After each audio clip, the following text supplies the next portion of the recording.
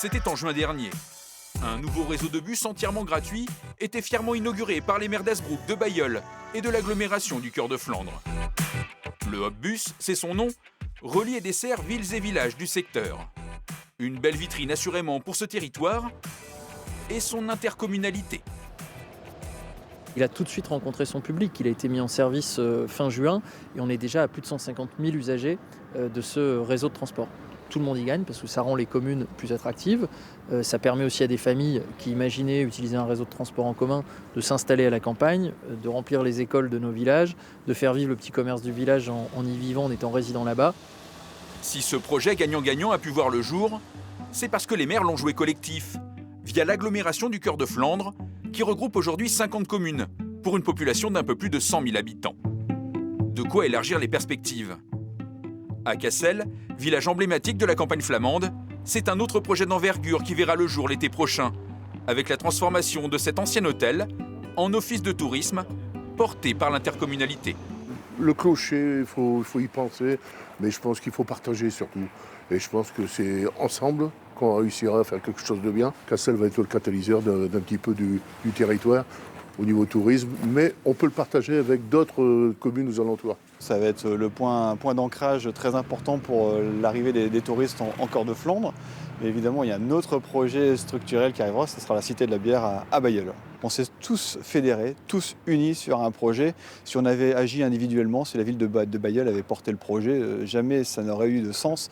Là, on a un sens, on a une fierté d'appartenance des habitants et on travaille tous ensemble. Travailler ensemble, c'est aussi le leitmotiv des 96 petites communes réunies depuis 2016 au sein des campagnes de l'Artois, autour d'Avesnes-le-Comte, à l'ouest d'Arras.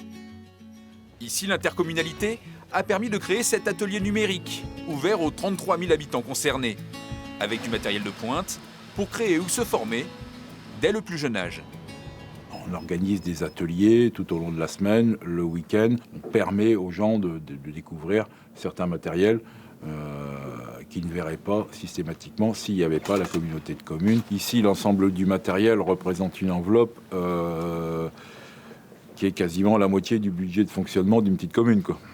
Autour de la table, ces maires membres du conseil communautaire sont tous élus de villages de moins de 600 habitants. Il y a quand même 115 délégués au niveau de la communauté, ce qui n'est pas neutre. Mais globalement, non, on arrive à trouver des consensus. Les communes peuvent s'exprimer. Je disais tout à l'heure, on est plus dans une subsidiarité qu'une gouvernance, d'accord ? Les gens apportent leur concours, et puis nous, on a les moyens de fédérer et d'apporter la réussite au projet, quoi. L'an dernier, les campagnes de l'Artois ont pu ainsi démarrer un système de transport à la demande. Pour les usagers, ça coûte combien ? La tarification, c'est 3 € la prise en charge. Ensuite, on a une tarification plus sociale à 1 €. Les personnes qui ont des problèmes en réinsertion, tout ça. Une solution de plus sur ce territoire rural, plutôt mal desservi en transport en commun. On a démarré les premiers mois avec 10, 15 inscrits et on monte régulièrement. Donc le but, c'est également que le véhicule ne se promène pas avec une seule personne, de se mutualiser. Donc l'intérêt, c'est qu'il fonctionne toujours plein, quoi. On est environ sur un coût de 100 000 € par an quand même pour le fonctionnement. La communauté de communes s'investit également dans la lutte contre l'érosion, les glissements de terrain et les inondations, comme ici au village de Gouves, avec ses plantations de haies et ses fascines pour freiner les ruissellements.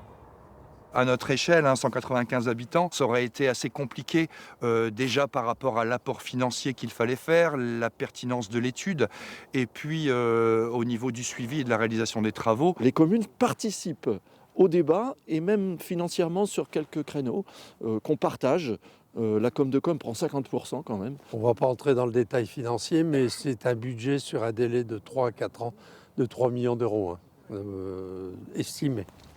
Car 9 autres communes des campagnes de l'Artois vont également bénéficier de cette solidarité.